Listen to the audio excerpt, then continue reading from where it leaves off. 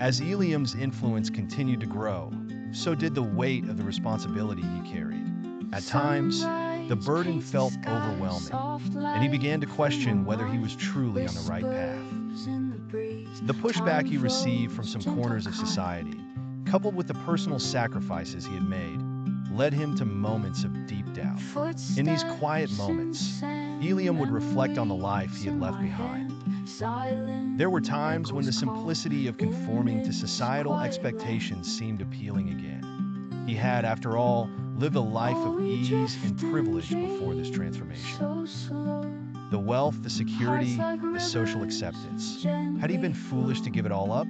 He questioned whether his mission was truly making a difference, or if he had become just another idealist, out of touch with reality.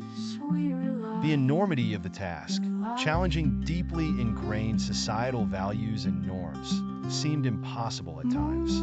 The pressure weighed heavily on him, and Eliam found himself in the throes of an existential crisis once more. Yet, every time doubt crept in, something would pull him back. Whether it was a conversation with a follower who had transformed their life, or the simple peace he found in his daily meditation practice, Eliam would remember why he had chosen this path.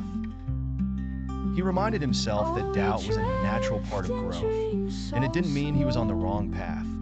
It just meant the road ahead was difficult.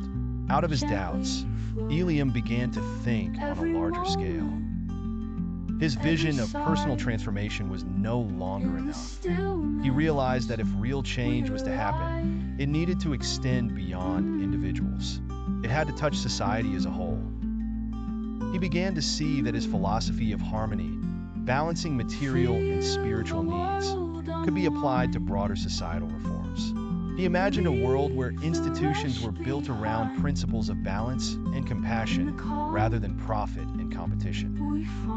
Schools that taught mindfulness alongside mathematics, governments that prioritized the well-being of their citizens over economic growth, and businesses that focused on sustainability rather than exploitation. His vision expanded beyond personal enlightenment to include systemic change, deep structural reforms that could shift the foundations of society itself. Eliam started to speak publicly about these ideas, advocating for changes in education, politics, and economics that would promote a more holistic, humane approach to life. He saw his mission as not just one of personal transformation, but as a movement for a new societal order, one grounded in the values he had come to embrace. As Eliam's ideas gained traction, it wasn't long before those in positions of power began to take notice. His calls for societal reform threatened the very structures that upheld the current order. Politicians, corporate leaders, and even religious institutions began to see him as a dissident, a figure who, if left unchecked, could inspire widespread unrest. At first, the opposition was subtle. Government officials dismissed his ideas as utopian fantasies, while business leaders ridiculed his philosophy as naive. But as Eliam's following grew, and more people began to question the established systems of power, the subtle opposition turned into outright hostility. Eliam was no longer just a voice on the fringes. He had become a threat to the status quo, and those in power knew they had to act. The first signs of organized resistance came in the form of new regulations designed to silence voices of dissent. Eliam's public talks were met with scrutiny, permits were denied, and the media, once fascinated by his transformation, began to paint him in a different light. The smear campaign began quietly, but quickly gained momentum. News outlets and opinion columns started to question Eliam's credibility. Stories were fabricated, claiming he was a fraud, that his so-called spiritual awakening was a ploy to gain influence and manipulate vulnerable people. His past, every party, every indiscretion, was dragged into the spotlight, distorted to paint him as a hypocrite. People who had once admired him were now skeptical, influenced by the steady stream of negative press.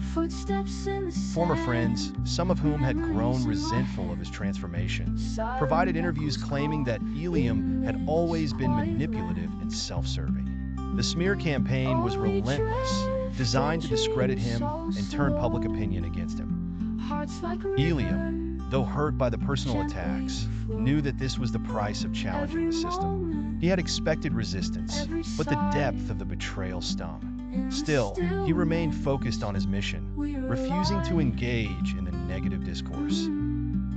Instead, he continued to speak his truth, even as the world around him tried to drown it out. As the smear campaign intensified, Eliam faced more direct forms of persecution. Authorities began to harass him and his followers, finding ways to disrupt their gatherings and silence their message. His accounts were audited, his movements were monitored, and rumors spread that he was involved in illegal activities. Eliam was summoned to court on baseless charges, forcing him to defend himself in a legal battle that drained both his energy and resources. Despite the hardships, Eliam remained resolute. He knew that the persecution he was facing was a sign that his message was powerful, that it had struck a chord in society, and those in power were afraid.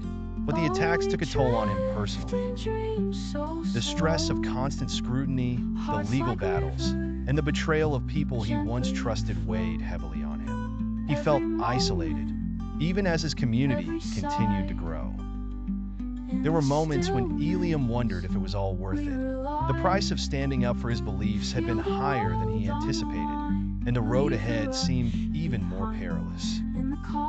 In the midst of these trials, Eliam turned inward once again, drawing on the spiritual practices that had sustained him through his initial transformation. Meditation became his refuge, a space where he could retreat from the chaos of the outside world and reconnect with his inner peace. It was in these moments of stillness that Eliam found the strength to endure.